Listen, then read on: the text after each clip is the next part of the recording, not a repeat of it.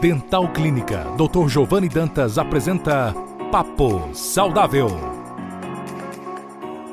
Olá pessoal, sejam bem-vindos a mais um Papo Saudável. Dessa vez o negócio vai pegar. Nós já ouviram pelo sorriso dela.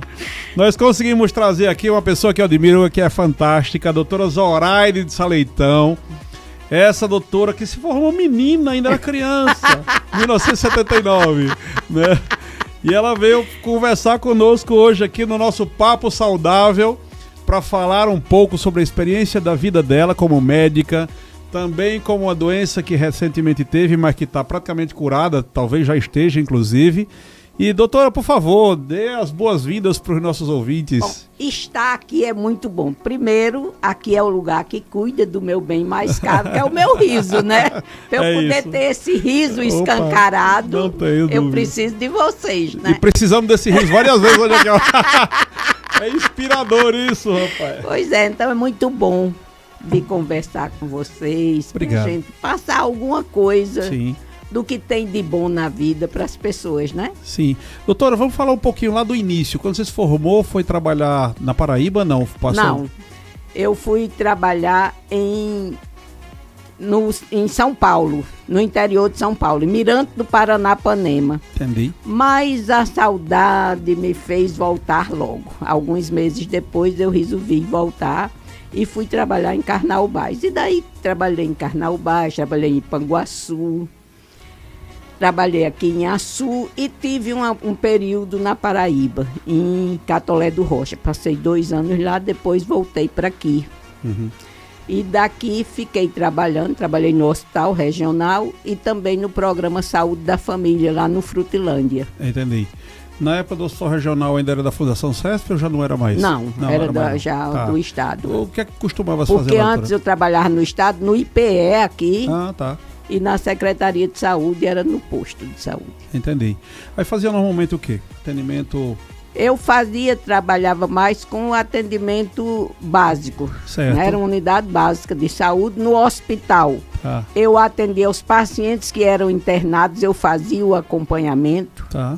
O colega internava no pronto-socorro, quando ele subia, eu assumia e até dar alta. Medicava todo dia, eu ia ao hospital passar a visita. Doutora, me fala uma coisa, essa coisa do atendimento da população de maneira geral em hospitais, o que se diz é que boa parte desses atendimentos eles poderiam ser evitados se as pessoas tivessem hábitos melhores de higiene, se tivessem também uma boa alimentação, é mesmo assim? Com certeza. É. Muita coisa poderia ser evitada.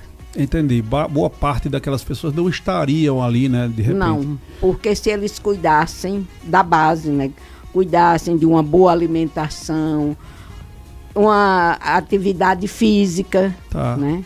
Cuidar também da cabeça, né? Porque o bem-estar mental concorre muito para a saúde das pessoas. Entendo. As pessoas que são mais felizes ficam mais curadas mais rapidamente. Não tenha dúvidas. Aí depois a Paraíba ficou por aqui. Isso foi com certeza o chamado de Zara, Dona Zuleide, essa turma toda, né? O amor pela família então, sempre me trouxe aqui de volta. Eu sei que a ligação é muito forte, né? Eu sou muito colada. Acho que eu nunca cortei o cordão umbilical. Graças a Deus, que bom, porque a gente não lhe perdeu por aqui. Pois é, e eu gosto de Açu também. Nós gostamos, eu concordo. Eu acho que é uma cidade boa de se viver. Povo bom, acolhedor. Muito. E essa história, eu sou bem do interior. Eu não consegui sair do interior, mesmo estudando Natal. Mas aquela história de conversar, os bate-papos, né, conversar com amigos na calçada. Eu tenho uma inveja danada, viu? Quando eu passava por ali, que vocês estavam sentados ali na calçada, lá no centro, eu tinha uma vontade danada de parar para conversar. Devia parar, é ótimo. A gente acha assim, encontra tanta gente boa. O carinho das pessoas, para mim, isso é fundamental. Eu sou movida a amor. Ah, que coisa boa.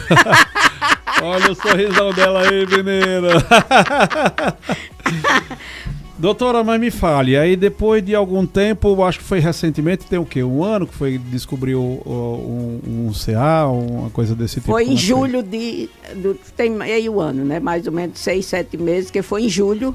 Do ano passado. Do ano passado. E assim que eu fui diagnosticada, né, fui cercada pelo carinho da minha família, né? E Não eles tenho logo, foi tão engraçado, quando deu o diagnóstico de câncer, Luana, que é uma nora, sobrinha, filha, é uma Sim, mistura, né? sim. Estava comigo, ficou muito apreensiva, começou muito a chorar. E eu mostrei a ela que muitas crianças tinham câncer e eu já tinha vivido 71 anos. Interessante. Quase 72. Então, Papai do Céu foi muito generoso comigo. Muito sábio. Muito. Aí eu disse que eu não tinha o direito de ficar triste. Entendi. E se tinha chance de me curar, Vamos eu voltar. iria me curar. Isso. Hora nenhuma. Foi interessante que o diagnóstico de câncer, para mim, não me derrubou.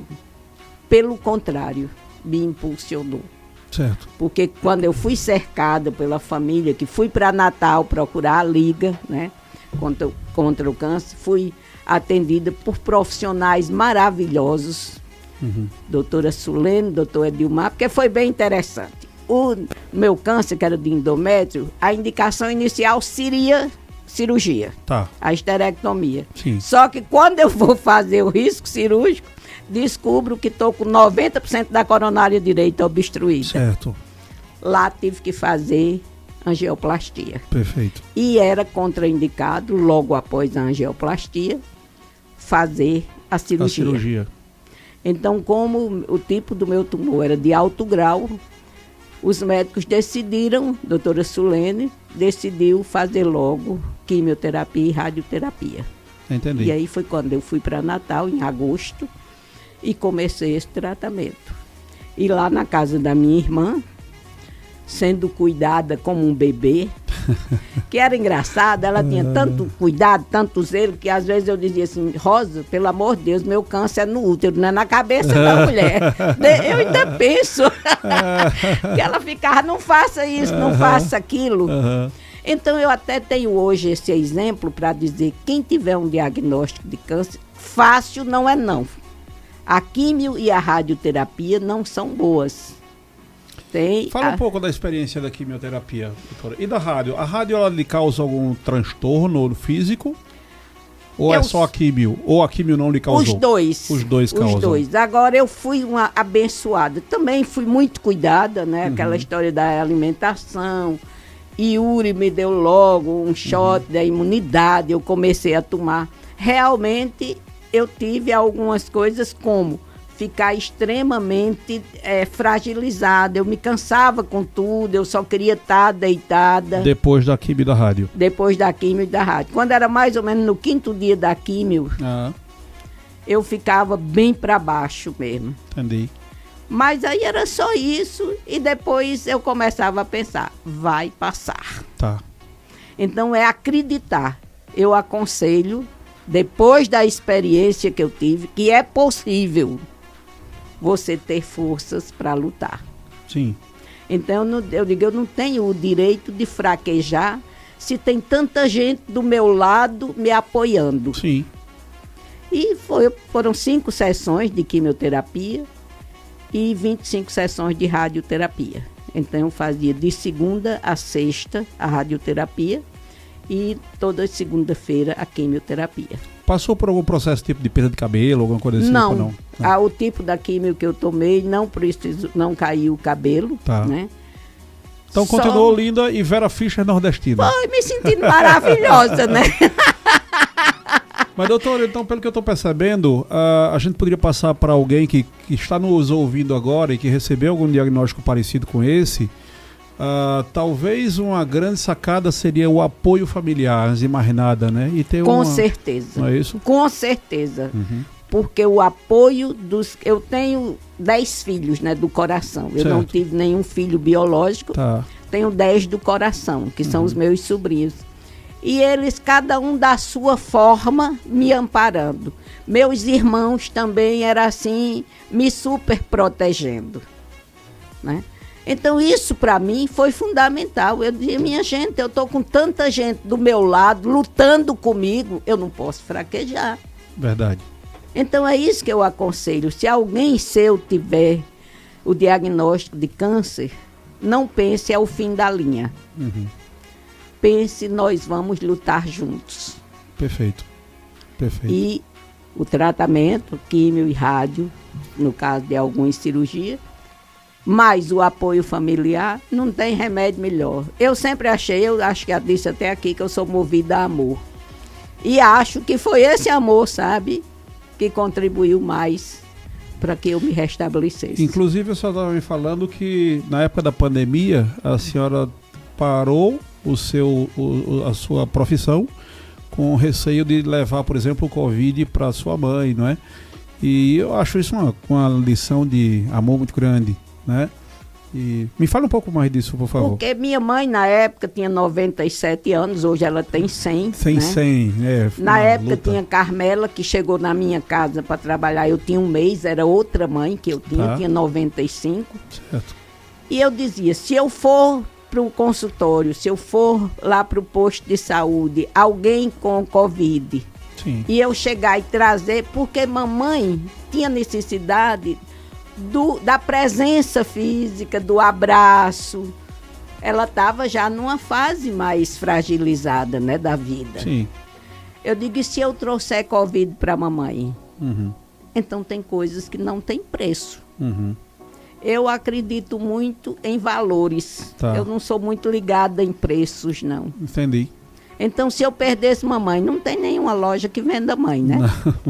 Infelizmente, Principalmente a não. sua mãe. Que é fantástica, né? Pois é, e eu estou feliz. Olha, o ano passado, quando a gente comemorou os 100 anos dela, Giovanni, foi uma alegria sem limites. Que legal. Meu Deus, minha mãe com 100 anos. 100 Foi um anos. dia maravilhoso. É uma marca, né? Uma marca fantástica. Doutora, eu sei da sua luta, da vida toda, eu sei como é que eu diria, desse seu se doar como pessoa, das suas crenças e da sua caridade, né? E me parece que isso tem feito boa parte da sua profissão, né? Fala um pouquinho disso. Tem, porque eu acredito que eu sempre quis ser, como médica, gente junto de gente. Teve casos de eu chorar com os pacientes, né? Tá. Então, eu sempre achei que eu estar ali, não só doutora Zoraide, mas Zoraide gente, Tá. que está ali do seu lado, ajudando, não só prescrevendo uma medicação, Sim. mas lhe amparando também, porque quando você está doente, fica muito fragilizado. Sim. E mais do que nunca precisa desse amor. E pela minha crença, eu sou espírita, né? Sim. Acredito que só o amor conduz a qualquer lugar.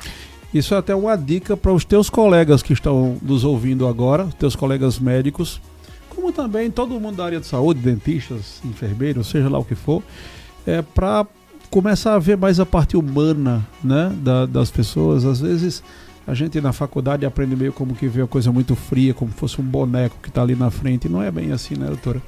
Médico tem que ser frio. É tipo isso. Não. Lógico que a gente não pode se descabelar, Claro. a gente tem que manter a serenidade para ter lucidez, para cuidar. Sim. Mas também ter o lado... Eu tive tantas experiências, eu vou contar uma história bem Por favor. interessante. Teve um senhor com a cólica renal, já tinha feito bastante analgésico, e com medo de botar mais analgésico, ele com muita cólica, e a pressão cair mais. Tá.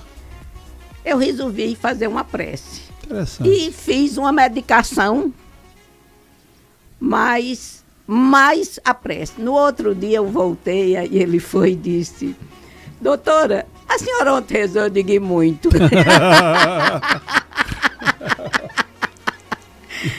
Porque a gente tem que ter essa lucidez, Sim, entendeu? sim. De, por exemplo, eu nunca tive vergonha de encaminhar para um colega quando eu me achava incapaz de resolver. Sim. Sempre pedi ajuda aos colegas. Porque eu acho que a gente não sabe tudo, É verdade. né? 100% Todos verdade. nós temos limites. É. Agora, na minha mão, não morreria um paciente por falta de cuidado. Entendi. Essa era a minha grande preocupação. Até porque a gente percebe no trato com os nossos pacientes que muitas vezes eles não precisam de muita coisa. Às vezes você ouvir já funciona. Eu sou dentista e a gente já tratou situações aqui basicamente com conversa, né? Com certeza. Às vezes os pacientes precisam mais de um psiquiatra, de um psicólogo, um amigo, na verdade, para ouvir, né? E quando a gente entra nessa rotina da área médica de uma maneira geral, a gente quer resultados, produção e tal, e às vezes a gente esquece que quem está ali na frente é uma pessoa, um ser humano que precisa de cuidados, de carinho, né? E eu fico imaginando que perda que a gente tem porque você não está trabalhando mais. Vou te contar outra história. Quando eu terminei, que fui para Mirante do Paranapanema, no interior de São Paulo, no hospital, eu estava de plantão. Chegou um senhor de aproximadamente 37 anos, por sinal um homem muito bonito, com a pressão muito alta. Eu, recém-formada, né, com muito cuidado, pedi à menina que fosse fazer uma medicação. Ela entra para buscar a medicação e eu fico conversando com ele. Aí ele olhou e disse: a senhora é casada? Eu digo: ih, lá vem chumbo grosso. Mas eu sempre mantive a serenidade. Eu disse: não, senhor, porque ele disse: case não. Eu disse: não está fazendo parte do meu projeto de vida, não. Aí ele começou, a partir daí, a fazer um desabafo. E disse tudo que teve direito, que quis falar. Quando terminou, a menina foi chegando com a medicação, era injetável, que a pressão dele estava muito alta. Ele disse: tome mais não. Eu disse: vai tomar, meu senhor, você está com a pressão alta. Ele disse: tô não, se o problema é para pagar o remédio, eu pago. Agora pode olhar, o que eu estava precisando era disso, de um desabafo. Foi nada, doutora. E realmente ele estava bem. Que situação interessante. Tá entendendo? Então, às vezes, é você estar junto. E muitas vezes eu ouvi pacientes aí me dizer: olha, eu já estou melhor. Não é que eu seja Mulher Maravilha, não, sabe? É só a Vera Fischer, não? Só a Vera Fischer, né? Mas sempre procurei ver meu paciente como alguém igual a mim, que sofre, que tem alegria, que tem tristeza.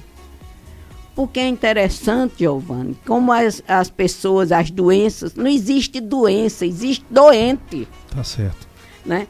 Pessoas, eu já atendi um paciente que chegou lá no hospital, meio para baixo, com anemia, não sei o quê, e ele foi se deprimindo no hospital, era diabético, teve que amputar um dedo, e foi deprimindo porque se sentia só. E eu me lembro que chegou a filha dele e eu fui conversar. Minha filha, é seu pai. Ela disse: doutora, a senhora sabe de uma coisa? Ele deixou nós tudo pequenininho. Minha mãe com nós tudo pequeno. E nunca ligou. Que amor eu tenho agora por ele?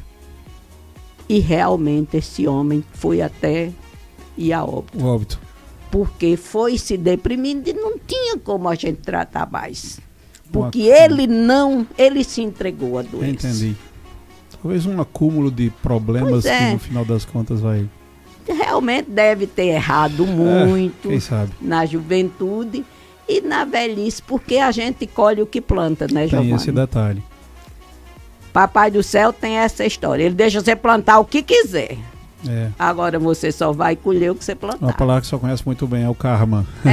O plantio é livre, mas a colheita é obrigatória. Tá certo.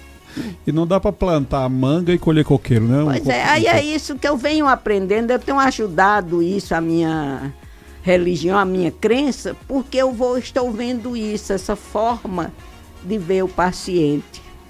A senhora nunca vai deixar de ser essa pessoa que é hoje. Então a senhora de alguma forma hoje está atuando, mesmo que de uma forma indireta, através da caridade que você costuma fazer normalmente, seja através do espiritismo, ou seja, como é que está funcionando sua vida hoje? Porque com certeza você não vai se desligar da medicina de forma alguma. Não, né? A gente termina atendendo, apesar de que eu brinco que sou ex-médica, né? Ex-médica, nunca vai ser. Mas a gente, vez por outra, atende alguém, né? Certo. Chega alguém e precisa e a gente... Se brincar até lá na calçada mesmo, né? Às vezes vem nas conversas, estou sentindo isso, não sei o que, e a gente conversa e termina ajudando. Eu acho que a gente não pode se desligar. Sim. Né? Porque a minha vida é essa. Eu hoje sou uma mulher muito feliz. Ótimo. Não sou bem de vida, não sou rica, mas sou de bem com a vida. Essa é a melhor parte. Então, eu olho para trás, se não construir império, não sou uma Antônia La Selva, Não precisa. mas sou uma mulher feliz, amada. Isso. Então, na hora que eu morrer, pode escrever só, viveu e amou. Eu fiz as duas coisas muito bem, viu? Eu acho que aquela calçada ali é quase como um consultório de psiquiatria e psicologia, né? Pois é, a gente acha muita graça. E Não tenho dúvidas. achar graça faz bem à vida, sabe, Giovana? Isso é muito bom. Eu Doutora, acho. me conta mais uma história, que a gente tá quase chegando no final, mas o negócio tá muito bom aqui. Me conta mais alguma desses casos em que a senhora conseguiu resolver certos problemas de uma forma não tão convencional, sem medicamentos, né? Tem, às vezes a gente faz. Eu me lembro, quando eu trabalhei uma época em Ipanguaçu, e tinha uma senhora lá, que ela era bem engraçada, era frequentadora habituê do hospital. Ela chegava, a gente já achava graça, porque ela entrava e se internava. Quando vinham dizer, olha, dona fulana já está.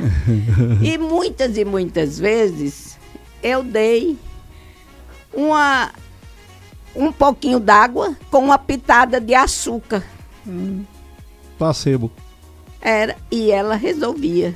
Interessante. Porque às vezes o que ela estava precisando era exatamente isso. Que alguém tivesse lá cuidado com com cuidado ela, né? nela.